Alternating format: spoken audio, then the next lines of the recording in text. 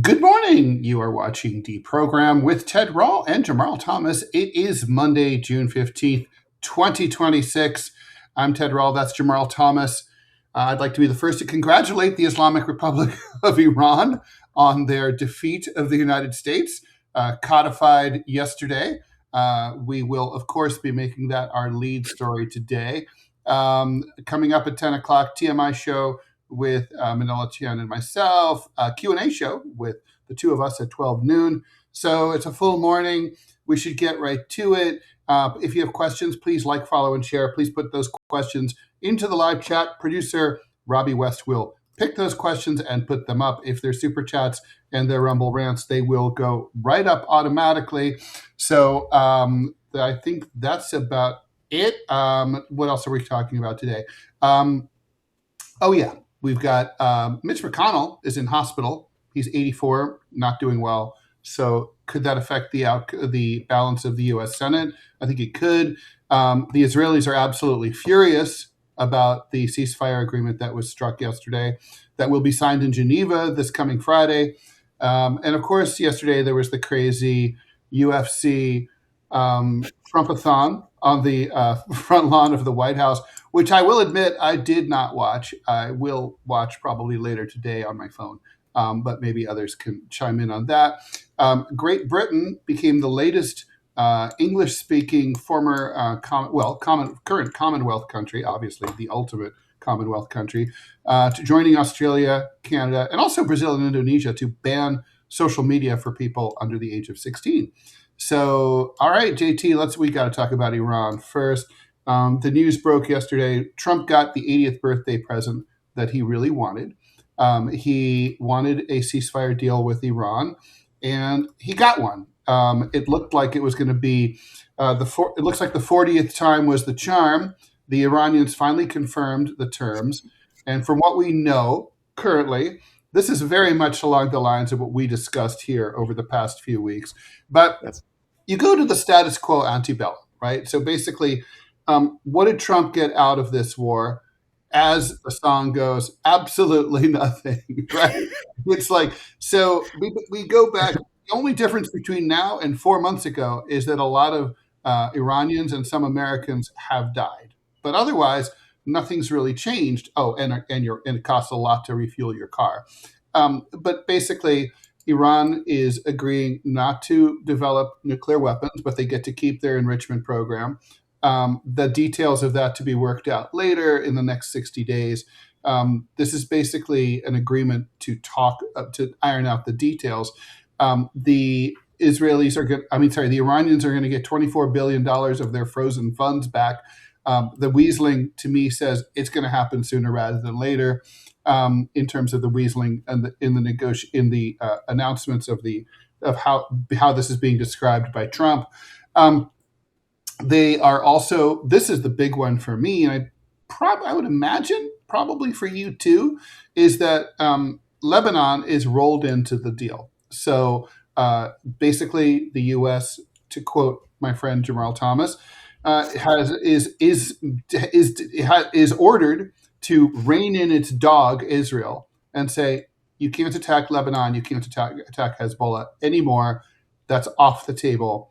And of course, that puts Bibi Netanyahu in a very difficult predicament.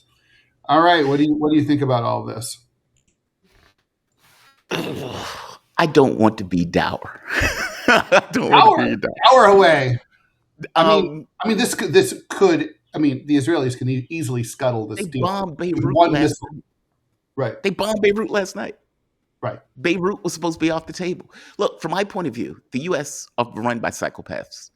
They are going to test Iran all the way through in order to, complete the objective of decapitating the state, which is what they want to do, and destroy the country. But that doesn't mean, in the way that people are looking at it, that these are individual actions. These are pushes to do this, if that makes sense. Syria, for example, and again, I don't mean to be obviously Iran won the war. Let's start there. Mm-hmm. Before being dour. That's the part that's the headline here, right? That's the headline. Iran won, the U.S. admitted it. Right. And so now we need to go into details. Right. And just to be clear on why they won, as you pointed out, the objective of the U.S. and Israel was to destroy the state. When the state preserves itself, Unconditional surrender, regime change. Those were the right, words. and none of that happened. You No. didn't get your hands on the uranium. You didn't destroy the state of Iran. The state of Iran still is intact. They still Government's control their stronger. own uranium. The Islamic And Republic is stronger than ever. they're stronger than other, and they control the Strait of Hormuz, which Mhm. is something that wasn't even in the conversation before this took place, right? Right. Meaning that the objectives that Trump wanted failed. They're getting back $24 billion. Some of that money has already been transferred to them, apparently, through Qatar and through some of these other elements. Meaning these are things that weren't even up for discussion before Donald Trump initiated this war of aggression against Iran. So all of that needs to be put into the mix immediately. Mm-hmm. Now, the super interesting part is control your dog. Can the U.S. control its dog? The No. dog keeps peeing on the lawn. Can you control your dog? It's a very Now, bad dog. it's a bad dog. It's a bad dog. Now, the rub and the question is the U.S. controlling that dog and using that dog to test Iran's resolve? So basically, okay, you guys come to a deal. Fair enough, you come to a deal. Bam, we hit Lebanon. How serious are you about attending to this deal and attending to, let's say, violations of this deal? Now, for the longest time, we were pretending that there's been a ceasefire in Lebanon, where the south of Lebanon has just been open for Israelis' death machines. The rub is Hezbollah has been chewing through the Israeli military to the degree where Israelis have been complaining that they have these flying killer robots that's killing our soldiers as we're invading and killing people in the country. We don't like the fact that they're flying killer robots that eat What's our with this? What's with this fighting back shit? That's not allowed. yeah, I know, right? Like, we're supposed to have air superiority. What is this stuff of them bombing our tanks and bombing our people? Which is wild when you think about it, right? But I guess my point is, southern Lebanon has been open season, whereas Beirut ended up being the red line. Mhm. Well, that red line was crossed last night. What does it mean if you sign a deal? Does it mean that Israel's bombing of Beirut gets a free pass? Because we know what's going to happen. America's going to be like, we don't see anything. We don't notice anything. Okay, is America going to take that perspective if Iran hits Israel for violating Beirut? That's like, all of these are fascinating questions to me that I don't have answers to. And so and by the way, Iran's leverage, I would argue, is at its max now, not later. Meaning you have the US in a situation where in August, we're going to run dry on oil and gas, especially from August to September. Those are going to be the months of the highest, let's say, chance of running empty, which means that is Iran's strongest position, not later. Well, Meaning you're taking the foot off the road, the strait's supposed to reopen immediately, right? which is a problem, which it shouldn't. Meaning, I don't know what's going on in Iran. It's very possible that Iran is looking at this saying, okay, our position is weaker than what people think it is, in which case we're going to accept this deal. We're going to rebuild. We're going to get the money. We're going to do all that stuff, even though we know that the U.S. can't be trusted in the situation. Or is it they're just making a bad play where you have the U.S. by the balls because we will run out of oil. And the entire point of the war was an economic war against the U.S. Okay, now you're at your height because the U.S. will run out of oil. Donald Trump could only jawbone for so long. Donald Trump could only use the energy reserves of the U.S. for so long. Do you keep your foot on the throat, or do you let up for a deal for concessions from the U.S. when you know most likely Trump has his fingers behind his back and that Israel most likely would not abide by the deal? All of these are questions that I don't have answers for. Well, I mean, so my response to that, and I have some tweaks and differences with you, but before I say that, I do want to echo: nobody knows anything. This is a pure speculation, but that's our job here. That's what we do. Right. So yeah, I mean, so I could be wrong. My feeling is that something fundamental has changed, and that what we saw yesterday with the Israeli attack on Beirut was a last gasp of a U.S. Israeli relationship that will never be the same again. It is true that the Iranians can reopen the strait, and it alleviates the pressure on America and the West and the Yeah. global economy for the time being. But the fact is, once the whole world knows what the Iranians can do anytime they want, and no one wants them to do it again, right? Mhm. So everyone wants to put this in the rearview mirror, not least of whom is Donald Trump, looking at some pretty disastrous results in the midterm elections. And we'll be talking about that, about Mitch McConnell and all that a little bit later. But I think this is a big fucking deal, and I think it's like Iran can definitely say this is a victory. I think it's also a victory for those of us who are really hoping to see the U.S. start to kick Israel to the curb. Yeah. Netanyahu, we have to talk about Netanyahu in this context because he's the guy who can fuck up this deal, right? But can he really? I mean, so let's just say that, so Netanyahu is, of course, between a rock and a hard place. He's running for re-election this fall. Israeli public opinion from, right to far right, which is all they have, is, keep attacking, bomb, kill, greater Israel. We all know that. It's like Zionism on acid. They're going to keep, they want to keep, that's how you get reelected. But if he yields to that impulse and decides to start shit up in Lebanon again, then that puts Donald Trump in a position where he is right back where he started, and all of the best laid efforts of himself, Marco Rubio, the Qataris, the Pakistanis, and so on, all disappears, and he's right back in the shitter. So he's then going to have to decide what do I care about more, Bibi Netanyahu or the deal that I struck. I believe that he will choose the deal, and he will basically have to go to the Iranians and say, "Listen, it's not my dog anymore. The dog is off the leash, and I'm not giving the dog any more food. I'm not sending any more money to them. Fuck them." And because it's the only thing the Iranians can trust. It's the only way. If Beirut gets bombed, if a Hezbollah official gets blown up again, Trump has to be able to call and credibly say, "Listen, that wasn't me, and that was without my approval." He has to be able to do that. And otherwise, he's right back where he started. Right now, he has gotten the least bad option out of this. He's doing what you and I thought he needed to do. It's not good. It's not fun, but he's basically doing a little international diplomatic chemotherapy here.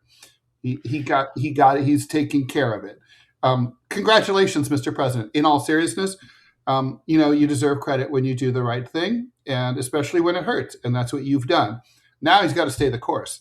So I think the U.S. Israeli relationship is, and you can tell, like, the politicians of all stripes in Israel, from right to far right, are howling. Every news outlet except Haaretz, which is the only liberal outlet in Israel, are howling. Basically, the talk among the far right Zionists is, well, we can do it without the United States. That's where we are, and that's where, frankly, I think we should want to be. That's, again, congratulations, Mr. President, and happy 80th birthday. I think I think this is good news. It could get, but you're right. I mean, the dourness, to quote my many Russian friends, any bad situation can always get worse, and this is one of them. Yeah. I just don't. I think we're. I could be. I could be looking back, like, by Friday, and being like, "What the fuck was I thinking?" But right I now, think you're that's going to how be I. looking back Friday saying, "What the fuck were you thinking?" I don't mean that poorly. Let me Could ask you be. this: Could be. has there been any time that the U.S. has done that? Meaning, let's say when the U.S. claimed that there was a ceasefire in Gaza, when the U.S. claimed there was a ceasefire in Lebanon, and Israel continuously broke any agreement that was reached when they were attacking Lebanon, and the U.S. turned a blind eye towards it. Why would that be different here? And by the way, I'm asking that in the context of Iran opening the strait, which releases the pressure that was on the U.S. to attend to the deal in the first place? Um, I missed a little bit of that. Oh, you're fine. I asked, at what point has the U.S. attended, or let's say honestly, engaged ceasefires? In fact, Israel even went with the idea that they were going to have the quote Lebanese model, which meant that we pretend as if there's a ceasefire while we are attacking Lebanon, with the United States turning a blind eye to the fact that Israel is violating the ceasefire. Meaning, anytime Hamas or anytime Hezbollah responded, the U.S. would come out and say, we condemn the attacks by Hamas and Hezbollah, despite the fact that Israel was the one that was remorselessly violating the agreements. I'm saying we have played that role continuously. We would ignore Israeli attacks. We would bring up Hezbollah and Gaza attacks. Why would that be different here? Well, I mean, because we were still in bed with Israel to an extent that we are no longer. It's a different thing. I mean, this is kind of like, well, you were, why did you used to go to dinner with your ex-wife? Because you were married. Why don't you go to dinner with your ex-wife? Because you're divorced. Yeah, but if I see you hanging out, this is a trial separation. if I see you hanging out with your ex-wife at the gym, Mhm. and I see you hanging out with your ex-wife at the movies, and I see you hanging out with your ex-wife, I don't know, at the gas station, I'm going to assume you're still with your ex-wife, even if you're telling me otherwise. Like, meaning, even if you're saying, I'm not with that chick. Dude, don't act like the girl with the skinny legs is not yours. She obviously is. I'm saying that there's no, even from the way that the U.S. talks about it, they don't talk about it like there's a break in the relationship. There may be a disagreement on it. Actually, I have to push back hard on that. Wait, I mean, yeah, they do. I mean, so about a week or two ago, remember Donald Trump confirmed that he had called Bibi to his face fucking crazy, and then a true. couple of days ago, he did the same thing where he basically told, he used obscenities to describe what he had told Bibi Netanyahu, like to fucking cut it out. I not the exact words, but basically so twice in a couple of weeks, he's basically publicly confirmed that there's a major difference in opinion between him and the Israelis. On a specific issue, not Well, as a. which was what? Bombing Lebanon. And by the way, just to be very clear, when Trump was asked, he even pointed out, we have no separation with Israel. Like, meaning, we are on good terms. Not the second time. And I think I think the Israelis are. Look, here's the thing. I think the Iranians are fucking up in one way. They should demand a complete withdrawal of Israeli forces from Lebanon, including south of the Litani River, like Right. no buffer zones. I mean, honestly, if I were them, I would have also said, like, you pull out of the areas of Syria that you're occupying, and you rein in your settlers on the West Bank. The whole thing. It's a whole thing. Like, we're looking out for our Palestinian brothers. They Iran should has have done that. power to do that. I mean, Yeah. meaning we don't know the limits of their power in this case, which is maybe why they're accepting an agreement in the first place. Like, we're assuming that the reason for one, I disagree with you. I don't think, and I'm not saying this poorly, Donald Trump can say whatever he wants. Trump says a lot of things that tends to be off the reservation. And there does seem to be this plan of putting all of this stuff on Israel as opposed to the U.S. accepting responsibility. The Pathway to Persia, Which Path to Persia, points out this plan in detail. Hey, we're going to use Israel to be the sin eater. We're going to pretend as if Israel has gone rogue, and we're going to put all of this stuff on Israel, despite the fact that Israel is implementing U.S. policy. I am of the mind that that is what's true. Anymore. Nobody believes that. True, nobody believes it. But that doesn't mean that that's not still the U.S. playbook. Trump has said that the U.S. and Israel are on the same page. Now, he might have disagreements on issues, meaning the U.S. has an issue from the standpoint of energy and gas and fuel prices spiraling to infinity that Israel may not necessarily care about. So, yeah, they may disagree on that issue. But up to this point, the only thing we have ever seen was Israel do attacks and the U.S. turn a blind eye to those attacks. Let me ask you this. If Israel bombs Beirut after this is signed, let's say they bomb it 2 minutes after it's signed, do you think the U.S. looks the other way? Or do you think the U.S. tries to corral its dog? And if Iran attacks Israel in response, what do you think the U.S. does? I Because think that's what matters. I think it corrals its dog, and I think and I don't think it does shit to Iran. I think it Oh, you lets mean if Iran hits Israel after the fact? Israel You don't hits. think the If U.S. will Iran respond? hits Israel, the U.S. looks the other way. The deal is still on. Trump needs this deal. He has to have. He needs it. He has to have it. That's why I think it's self-interest. It's realpolitik. That's all. It's not Yeah, because Trump suddenly like became a peacemonger. He just decided that this is in his best interest because it is. I think this is a repositioning. I think the U.S. went after Iran, got it wrong, got it massively wrong, and from their point of view, they need to find a different position in order to deal. And so I agree with you that he needs to deal now Mm-hmm. in this specific moment. Give it 60 days. You've given enough. Needs it. I Yeah. mean, he would be. I know he's an asshole, but he'd have to be a mega super asshole of the variety we've never seen before to think like, oh well, we now have 60 days of ships that have passed through the Strait of Hormuz. Everything's cool. No, because there's still going to be a major shortfall in global oil supplies for the next. Prices aren't going to return even if everything's cool and Yeah. that pace holds. We're not going back to normal until next year, maybe. So. Look, we pecked away at Syria for over a decade. I Mhm. don't believe this is over. All right. Well, we have some comments to get through, and we can. And by the way, I hope I'm wrong. I hope you are. God, man, I hope you're right. I hope I can come on this show and be like, you know what? Ted Rall was completely right. I was talking out of my ass.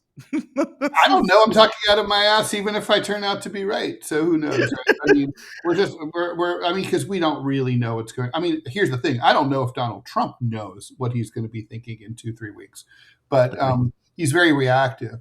Okay, John Paul. Let's race through these. Morning, fellas. Ted, did you go to the UFC match? I live in New York, and if I lived in D.C., I still wouldn't have gone. Did you hear any of the planes? The fighter jets going over the White House and stuff. Oh, I live in Richmond. I don't Oh, live in right. DC. Never mind. I always think that you're like Manila living I used to live in DC. I mean, I lived there hours for the away. show. Yeah. Yeah. All right. So no, I did not, and I wouldn't have. I hate crowds anyway. F you so. Thanks for the dollar. So it looks like the PSYOP movie Disclosure Day is a flop. Has Spielberg lost his game? I don't know. PSYOP. I don't know. It got good reviews. To be honest, I haven't watched it. Me neither. I haven't watched it. I'm curious So about it. I mean, it, yeah. it came out at the exact same time as Donald Trump was putting out the third tranche of UFO files and UFO leaks. There's a belief that these things are dovetailing with one another, where you have a media arm that is putting out a narrative and a point of view, and you have the political space that is putting out data and information simultaneously, so that both of these things are dovetailing, that you're trying to explain something to the public before the government puts out more and more information to get the public entranced with a certain point of view. Look, as I keep pointing out, be careful what you wish for. The reality of it is, yes, I want this stuff to come out. I've wanted this stuff to come out a long time, but your government believes in narratives. Truth is different. Be careful what the narrative ends up being.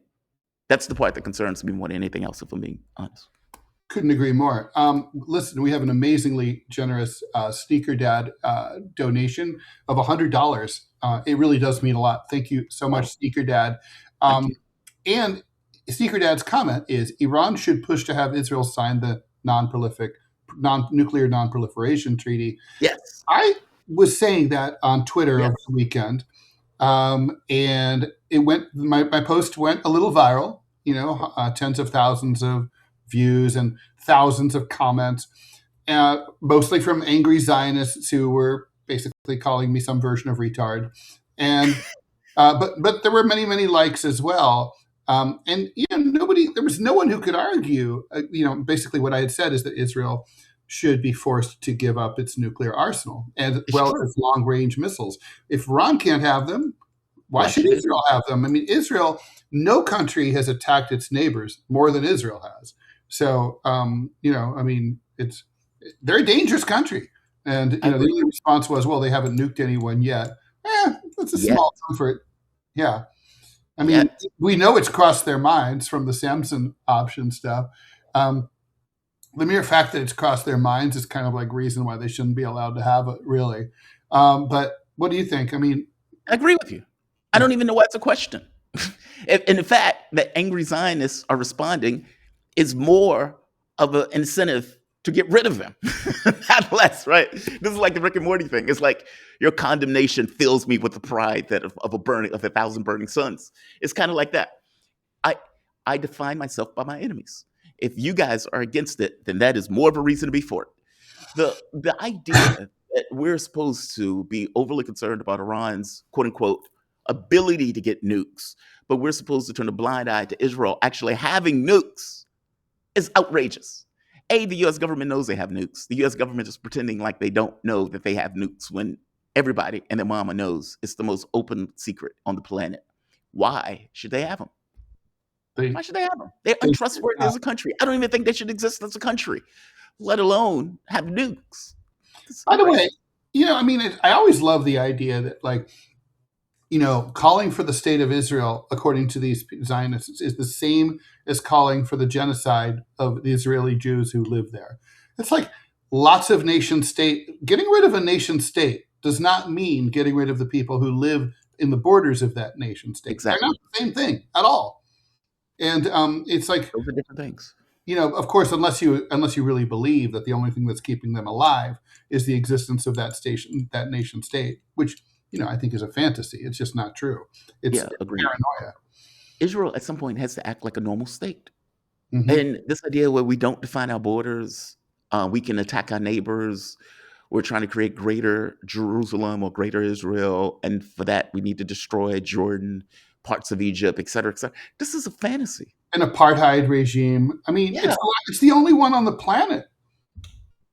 This is a fantasy that needs to be popped. And that fantasy doesn't pop until the U.S. abandons Israel. When the U.S. either collapses or cuts. Okay.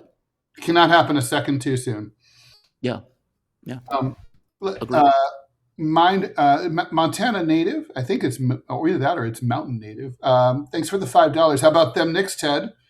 Yeah, it's I don't follow basketball, but and all I can say is I'm glad that I wasn't on the streets of New York that evening. Holy shit, the chaos.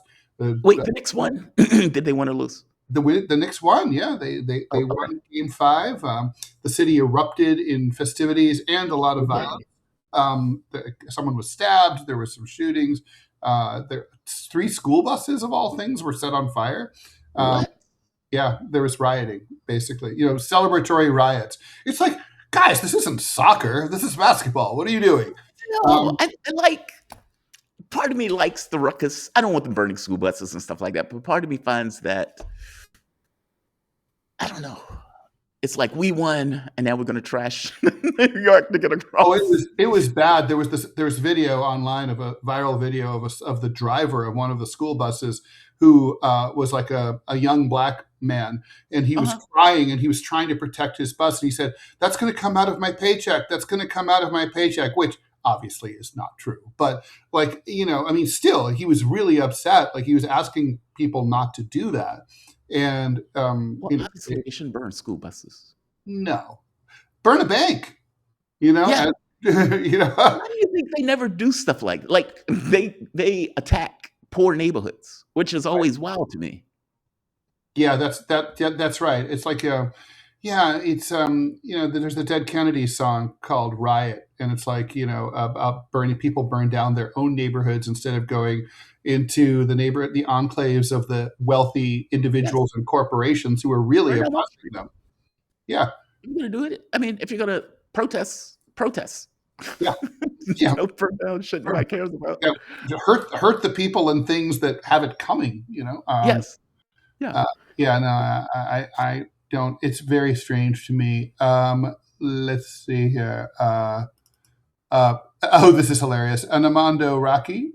Some say this dog has rabies, and some say rabbis. Mr.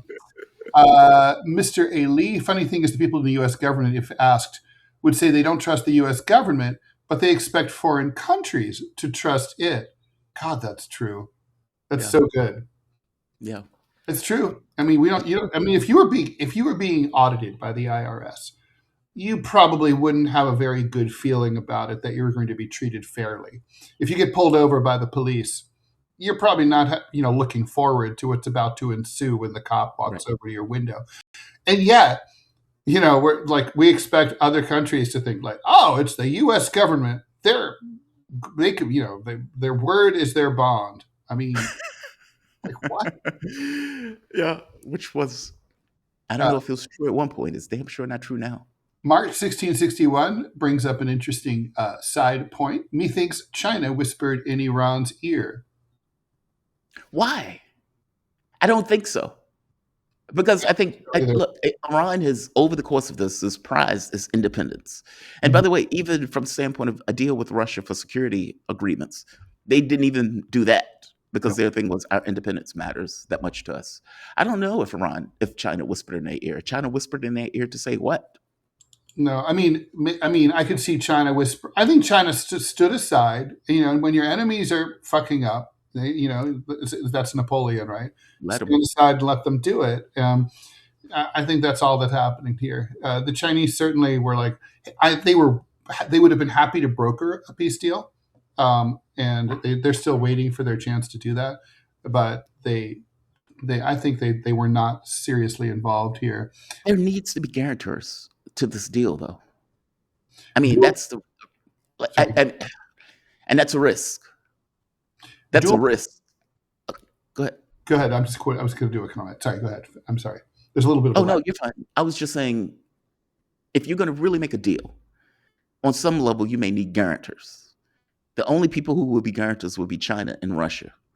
But that is guarantors in the context of Israel, who I don't trust. Meaning, if you're talking about a way to create a third world war condition, right there, right I there. don't trust them either. I mean, look, honestly, I've got to think that there is a substantially higher than 0% chance that conversations about like in Tel Aviv like are occurring along the lines of maybe we should nuke Tehran. You know, this would be like Oh if we man. can't count on the Americans anymore. What's the point of this nuclear arsenal? This is what it's for. It's the only, what are the Americans going to do? Nuke us? No, they'll cut us off. They'll isolate us. That's going to happen anyway. Maybe we should just go ahead and do that. But see, I don't know how many countries will believe that Israel did that on their own. Well, I As mean, you point out, that most people or most countries know that Israeli actions in creating the greater Israel is directly related to America. Even the genocide was directly related to America, considering we were giving them billions of dollars to continue to do it, looking the other way and defending them as they did it. yeah, If Biden's they turn bear around and hug nuke, of baby, right? yeah, but if they turn around and nuke Tehran, I don't think people are going to believe that they did this without the belief or without the consent of the U.S. I'll give you an example. When they bombed Beirut, the reporting was that they asked the United States whether it was okay to do so, and they did it. I'm trying to point out that I don't think these things are completely discombobulated from one another. And I don't know how many people would believe that Israel would go so far as to nuke Tehran without the United States giving its tacit consent. I mean, look, it's a very, I mean, look, obviously that would come up. Yeah. I mean, um, if there's no way to prove a negative. If that happened and the U.S. had nothing to do with it, it'd be very hard for the U.S. to prove they had nothing to do with it. Exactly. But I mean, And yeah, everybody would assume. that's the problem, right? I mean, look, the U.S. could sever its ties to Israel for eternity and never return their calls again, and still, we're going to be saddled with the legacy of that relationship over the Yeah. past 75 years, right? That's going to be it's going to keep coming up and fucking us up. The interest is going to keep coming due on this note, right? It's a problem. I mean, I take that point completely. Um, Costa Constantinu. Ted, loved your honest description of where we currently stand, but the dog will never be on its leash as it's been chomping on the bit to bite Lebanon at any opportunity and will not stop now. I'm not arguing that point. It may not stop now, but it will stop if it thinks that stopping will keep that flow of arms and money coming in from the United States. You know. Oh, weird. Okay. There we go. That's There, the rub, though. Will will the U.S. tell Israel, you're no longer getting arms, you're no longer getting diplomatic protection, you're no longer getting money if you continue to do this, No more and you're by yourself when Iran hits you back? If the U.S. does that, I will be back on the show saying Ted Rall was completely right. I think that Bibi has tested Trump so many times that Trump's now at the point where he's ready to file for divorce. What's wild about it, I think the issue for Trump, believe it or not, is this idea that people think, especially in MAGA, that Trump is being controlled by Israel. I think Trump bristles at that. I think his hubris and narcissism bristles at this belief that Bibi somehow controls him, and that if it comes out where Bibi says that he can control Trump or that Trump is subordinate to Israel, I think that he bristles at that stuff. I agree. I think he bristles. Yeah. It's like you're making me look like a puss. Yes. And yeah, making it look like a pussy. Yes. I mean that is true. There's no question about that. And by the way, I don't want to say pussy as a derogative term from the standpoint of vaginas. They're very strong. By the way, the term does not come from the vagina. It comes from pussy. Comes from the word pusillanimous. Really? Mm-hmm. Yeah. Nobody knows that, right? I didn't even know that. Yeah, nobody knows that. I looked it up like a year ago because some feminist was giving me a hard time about using that word, and I was like, I'm pretty sure it's not from that, and it's not. So feel free to use the P word as much as you want. It does not derive from the vag. Now that I know, I would be like, look, man, I'm not being derogatory. It's not a sexist term. It just isn't. Yeah. I just think if we had a woman on the show, how would she regard some of the stuff? I used to have Manila as my co-host, obviously, and we used to. I can ask Manila. Although Manila is like, she's an unusual woman. She does not give a shit like that. Yeah. She's not woke. She's like talking to a guy. Robbie, what would Manila say about this? I say she would not care. Robbie, you are muted. No, Manila would not care one bit and frankly, if some woman got offended because someone used the word pussy, she would tell them to stop being pussies. By the way, can we ever get Manila on the show as a third person? I would love to have her on the show. Yeah. All right. I would love to have Manila. Only I was going to talk to her in 21 minutes. Okay. All right. God, you don't like me, JT? Screw you. No, you're fine, Robbie. I just meant to have feminine energy on the show. Unless you just want to, you come in a dress one day and pretend. But listen, I could be a tranny. Come in with the dress. I bet you would like that. It's like I'm a woman. Yeah, you get something out. Regard me as a woman. God damn it! Out of that atomic regulatory. Who was that like trans person with the bald dude? Who was stealing? I know you're talking about the one that got arrested for stealing clothes at the airport. Out of the luggage. Yeah, he kept stealing clothes. I know what you're talking about. He worked for Biden, right? Yeah. Yep. Yeah, he did. Wow. Yeah, he kept huge guy, bald as the day is outdoors, and dresses. He might be the ugliest American. Like out of 330 million people, he might be the most ugly one. Stephen Miller. Sorry, he does not hot by comparison. I don't think so. I mean, could you imagine? Listen, if you put Stephen Miller in a dress, they look like brothers. Well, Stephen Miller is totally like, you expect him to be like the precious. Yeah, Ray. Yeah, thank you. Sam Britton was that dude's name. Oh, God. That's his name. Yeah. Woo. Yep. Sam. Ted, should I drop this on JT? What we were talking about before? Yeah, drop it. Do it. So. You'll find this hard to believe, JT, but I offended someone. I offended someone. I did. I offended a Christian Zionist, and he wants to come onto the show, and he wants to debate us, and specifically yours truly, about how my replacement theology is heresy from a Christian standpoint.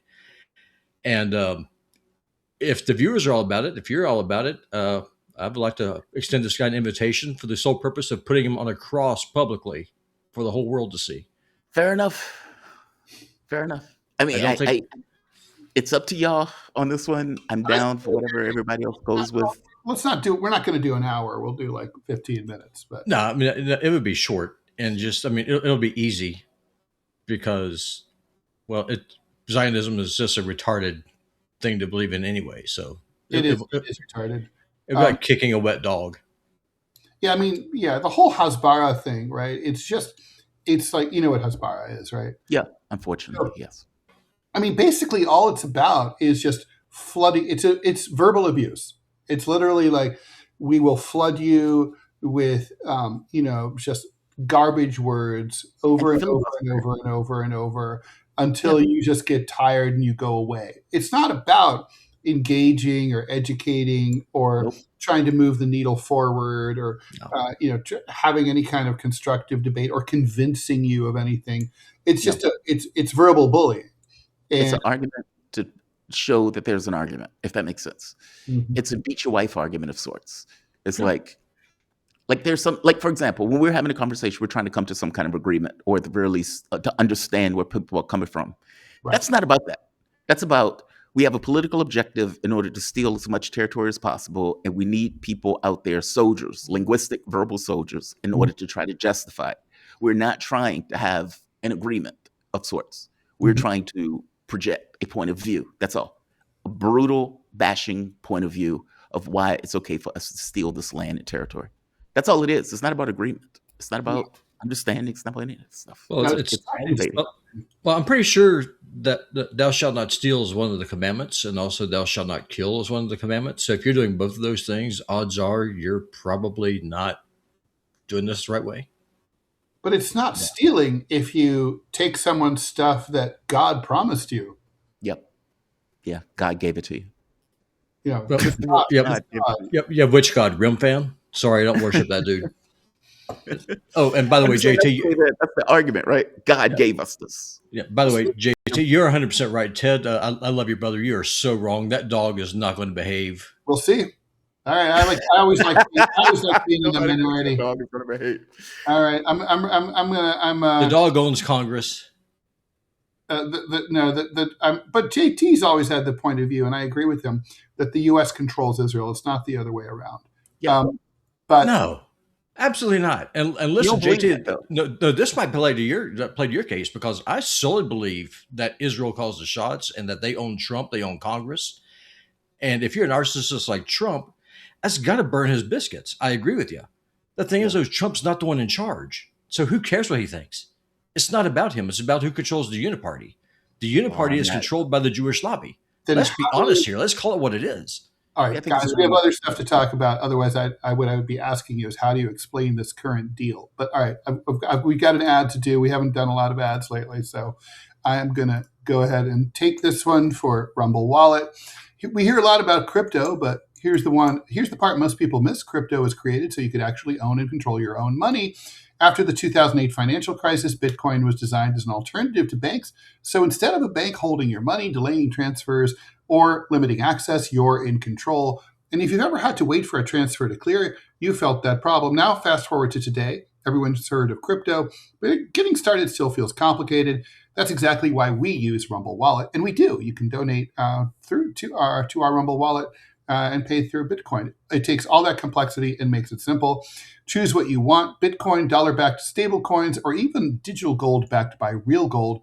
No complicated setup. It connects with MoonPay so that you can use your credit card, debit card, or bank and be up and running in minutes. Once you're set up, you can even support your favorite Rumble creators like us directly. So do this now. Scan the QR code or click the link in the description and download Rumble Wallet. From there, you can set up your wallet, tap buy, and you're in the game. In just a few minutes, you can go from hearing about crypto to actually owning some.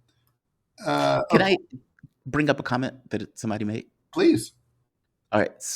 I think this is Galaski. Stop talking about trans people. If you guys have zero education on them, I would never support your show monetarily, because every week you throw the word tranny around. How disappointing. Okay, for one, we don't throw that word around. The only time I've ever heard it being used was when Robbie just used it, unless it happened before me. I am not a fan of the word tranny. I am not also a word police, though. So I'm not going to police Robbie on this. I kind of want people to be able to make their case. I don't think you would find any greater defenders of the trans community than Ted and I, in this case, meaning from laws, from commentary coming from the president, all of that stuff. by the same token, I do think this stuff has gone too far. Like, the civil rights movement won resoundingly. And I think they won so much that people looked around and thought, hey, what other space can we take? And I think they kept going to the left. And I think this stuff has gone too far. And I say this from the standpoint of somebody who is a firm defender of LGBTQ and whatever other alphabets you want to add to it. Yeah, I don't know. I understand where you're coming from with that comment. I am not going to police speech because I don't, under normal circumstances, I think we've gone too far in this policing of speech. But you guys can have your own takes on that. I have literally absolutely nothing to add to that. I totally agree. I mean, yeah, we've gone too far, and totally, that's right. Robbie, you're the offender here. So, the floor is yours. I will say what I want to say, and if you don't like it, that's your problem, not mine. And I'm not going to police your speech, Robbie. I think you can say, like, have I ever once asked you ever to censor yourself, self-censor, control what you say, blah blah blah, in any respect whatsoever? No, because the thing is, once you start policing speech, you start trying to police thought, because you can't have one without the other. And if you don't like someone's opinion, or if you like someone's idea, or if you think that someone has a bad idea, then you don't censor them. You bring an idea with evidence to change that person's mind. Censorship does not do that. Censorship just means that you're weak and that you're stupid.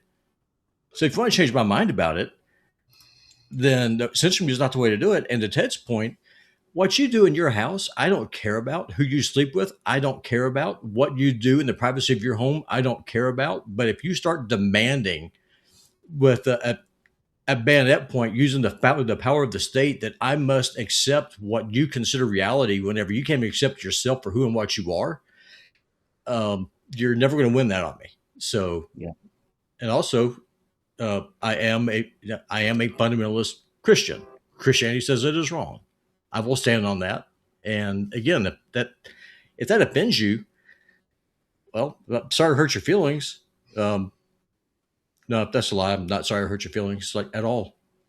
Look, I think one of the biggest problems that we have in American politics, and that we don't talk to each other and we don't know each other, right? So, the kinds of people who were really excited by yesterday's cage match are people that most of my friends never meet, don't know, can't relate to, couldn't relate to. And so forget about like having any common ground. They literally would just take offense if they overheard them or whatever in some of the rhetoric that they use, and vice versa, right? Like a lot of those people, they don't really know, people like me, and they're literally like, oh, you loved Joe Biden, and I'm like, no, I didn't love Joe Biden. You don't. We need to know each other as Americans, and let me just say, if the baseline rule for getting to know each other and talk to each other is that, is when we start to say to each other, well, you can be 98% yourself, but you can't be 100% yourself around me. Well, you got nothing. I mean, people have to be able to be completely open. Otherwise, you have no political dialogue. And being politically open, being totally open, means you're going to say and do things that other people are going to find offensive. It's just the nature of things. And so, I don't like the word tranny. I don't use it. But the thing is, I don't also take offense at Robbie using it. Look, people are entitled to take offense at anything they want, but it's kind of like, I think it's important for Robbie and me and Jamarl and all of us to just be ourselves and be real, and that's something that we strive for here. And so, you guys listen to it, and you can watch it and decide what you like and what you don't like. And if you don't want to support the show, obviously you don't have to, and we'll miss you, and we're sorry, but we're not sorry enough to censor ourselves or our colleagues. We're not. Yeah, I mean, well, at the end of the day, it's a distraction. Listen, a dude in a dress has never hurt me. All right, I think they're weird. I think they're kind of crazy, maybe a bit nutty. But a dude in dresses never hurt me. The people who hurt me are the guys who are in these expensive $10,000 and $20,000 suits who run our country and who use issues like this as a wedge. Because listen, these two guys to my left, conveniently so, are to my left for a reason. But we're able to make calls on the people who are screwing each and every single one of us every single day. Yeah. And if the idea that I use the word tranny means that we can't work together, all that does is diminish you. Fuck that. Because we're going to disagree on social issues, and that's okay. The bigger issue is what matters. To be fair, Yeah, they don't think it's a distraction. The fact that I'm an atheist, and he's a devout believer. Right. And all of us can still engage. Look, I don't think it's a distraction from our point of view, because that's not an issue of our identity. Mm-hmm. To somebody which is the brilliance of woke stuff in the political space. There's a reason that Clinton and the Democrats went to this as opposed to economic issues, because they know that stuff is prized deeply among the people who are effectively affiliated with it. I guess that my argument against taking offense to it would be people are always going to have things that they disagree about. And it's one thing to disagree and say, okay, well, this woke stuff I find to be nonsense. We should focus on the issues that matter. That part I agree with. Like, regardless of what you think about the use of the word, do we agree on 75, 80% of items that affect each and every one of us? And if the answer is yes, then obviously I disagree with Robbie's religious take. That doesn't stop me from having a conversation with Robbie. Obviously, I disagree with Robbie about going to the moon. Again, that doesn't stop me from agreeing with Robbie. Hell, I even said I'd vote for him if he ran in a race. Meaning, there's never going to be 100% political allegiance with anybody. Ted and I are disagreeing on the Iran thing right now. It doesn't stop our overall agreement in regards to what we want to take place. I don't know. I'm trying to say it's more complicated than just, well, he said this word, so F that guy. It is complicated, and we'll continue to hash out the issues of, verbal and identity politics versus class analysis and all that. Yes. In future shows, and we hope you'll continue to tune in. We should talk about Mitch McConnell. Mitch McConnell is sick again. He froze up a few times on camera while giving press conferences. He's been sick a bunch of times. Look, as a 62-year-old man, I hope 84 isn't a death sentence. But he could. He looks very unwell. Has looked unwell for a while. His current term is due to expire at the beginning of next year. And the Senate hangs in the balance. If he were to die, my understanding is that the governor of Kentucky, Andy Beshear, would appoint his replacement. He would appoint a Democrat. That would be effectively a 2-vote shift, right? Because +1, -1. So that would be a pretty dramatic change, right, for the Republicans. Mitch McConnell is ancient. Mm-hmm. And I'm stuck with being an American and being a human being, and being a human being stuck with all of the defects that come along with it. We like our monsters under normal circumstances. So Bush starts a war, but America still, it's like, oh my God, they're giving candy to Bush. This is so adorable for the Obamas to do this. We like our monsters. And I guess I feel the same way about McConnell.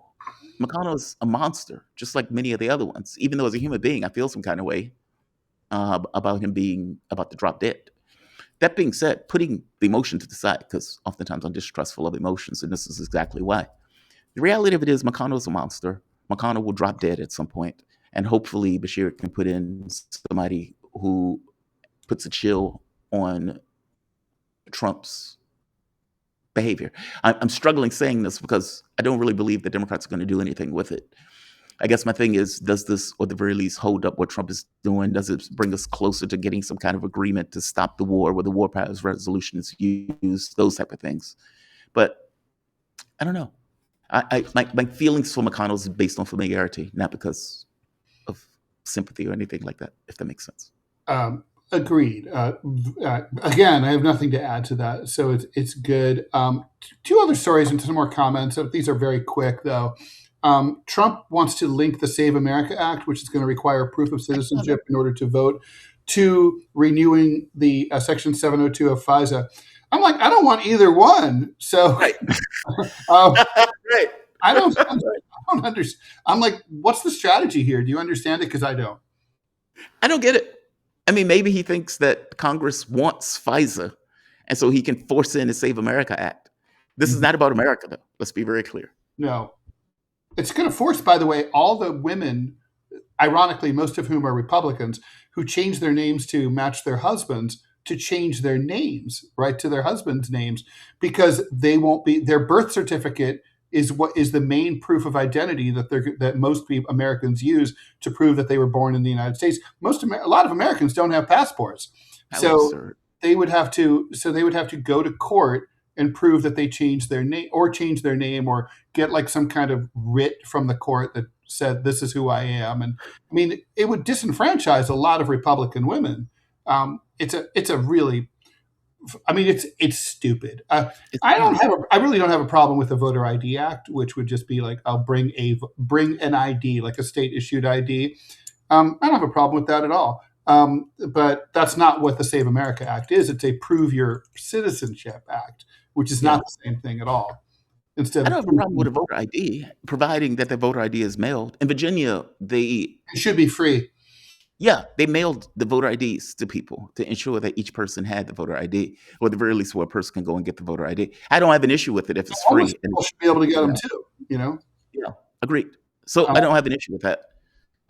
My issue is with all of this other stuff around it that they're adding to it. It's just...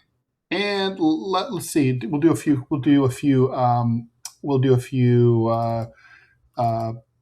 comments. Zoya is love. Majority of socialist countries are traditional. U.S. left has become equivalent to LGBTQ, which is used to pinkwash U.S. imperialism. Zoya is love. Fuck identity politics. Agreed. Harry, yeah, I agree. I don't want a swinging Willie around my granddaughters in the locker room. Red lines, people. Zoya's love identity politics is poison to class struggle, toxic individualism, used to divide and conquer. I couldn't agree more about that. Agreed. And last, we have 2 minutes left. The Brits this is moving very quickly to ban social media for people under the age of 16. Canada, Australia, Brazil, Indonesia, and now Great Britain are going to do this very quickly. It's obviously an English Commonwealth thing, first and foremost. But, I mean, is that going to come to the United States, do you think? Oh, man, I don't know. I mean, if so, it's going to come through Democrats. Mm-hmm. If Democrats take power, who knows? I mean, I don't trust any of these people in the political space. But I think what the problem and what it boils down to is that social media, these countries, including the U.S., had almost an absolute control over narrative. I think that's what it boils down to.